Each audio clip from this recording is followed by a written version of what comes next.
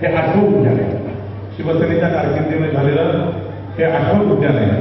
आणि ह्या उद्यानाचं आणखी एक वैशिष्ट्य असं आहे की 26/11 मुंबईकरांचे प्राण वाचवताना ज्यांनी हुतात्म्य पत्करलं, ज्यांनी बलिदान पत्करलं, त्या कैलासवासी प्रकाश मोरे यांचं नाव या मैदानात दिलं.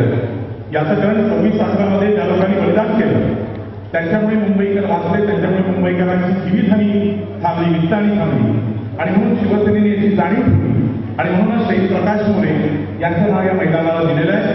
याच्यानंतर अनेक लोकोपयोगी कामं, समाजोपयोगी कामं ही शिवसेना करत राहील.